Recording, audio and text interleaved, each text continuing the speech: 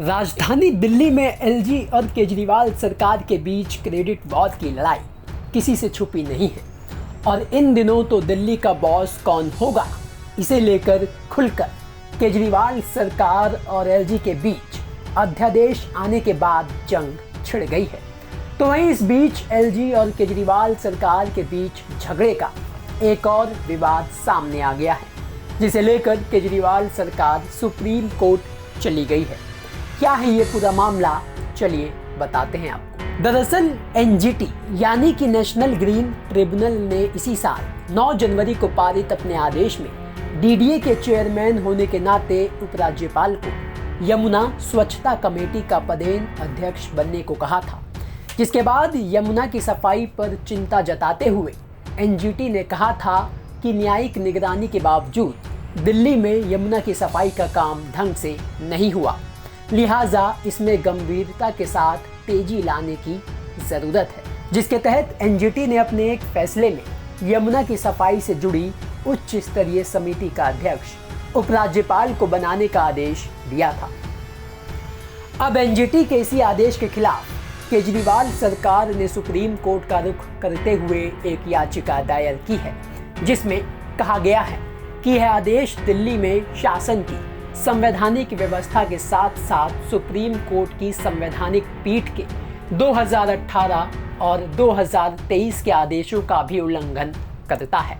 9 जनवरी 2023 के अपने आदेश के जरिए एनजीटी ने यमुना नदी के प्रदूषण के मुद्दे को हल करने के लिए दिल्ली में विभिन्न अथॉरिटीज वाली इस कमेटी का गठन करते हुए एलजी को इसका अध्यक्ष बनाया है। ऐसा तब किया गया जब एलजी दिल्ली के मात्र औपचारिक प्रमुख भर हैं।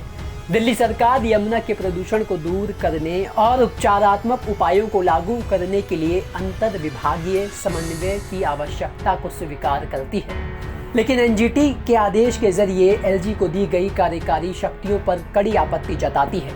एलजी को दी गई शक्तियां विशेष रूप से दिल्ली की चुनी हुई सरकार के अधिकार क्षेत्रों पर अतिक्रमण करती हैं। दिल्ली में प्रशासनिक ढांचे और संविधान के अनुच्छेद 239 ए के प्रावधानों के अनुसार भूमि, सार्वजनिक व्यवस्था और पुलिस से संबंधित मामलों को छोड़कर एलजी नाम मात्र के प्रमुख के रूप में कार्य करते हैं और वो संविधान द्वारा प्रदत्त शक्तियों का प्रयोग करते हैं। एक ऐसे प्राधिकरण को कार्यकारी शक्तियां प्रदान की गई हैं जिसके पास उन शक्तियों को रखने का संवैधानिक अधिकार का अभाव है और यह चुनी हुई सरकार के अधिकार क्षेत्र को भी कमजोर करता है। मामला तो आप समझ गए, अब जरा ये समझ लीजिए कि केजरीवाल सरकार यमुना की सफाई को लेकर बनाई गई उच्च स्तरीय कमेटी के अध्यक्ष एलजी को बनाने का विरोध क्यों कर रही है। ये तो आप जानते हैं कि दिल्ली में यमुना की गंदगी कितनी बड़ी समस्या है, जिसे लेकर केजरीवाल सरकार अपने शासन के 8 साल में पूरी तरह से फेल हुई है।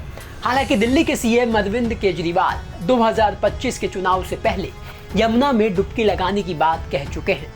इस कड़ी में केजरीवाल सरकार यमुना की सफाई के लिए अपने 6 पॉइंट एक्शन प्लान पर भी काम कर रही है, लेकिन दिल्ली के एलजी भी यमुना की सफाई को लेकर काफी गंभीर है। आए दिन उनकी यमुना का जायजा लेने की तस्वीरें भी आती रहती हैं, जिसका विरोध कर केजरीवाल सरकार एलजी पर अपने काम का क्रेडिट लेने का आरोप भी लगाती रही है। तो कुल मिलाकर यमुना की सफाई की लड़ाई पूरी तरह से क्रेडिट वॉर से जुड़ी है।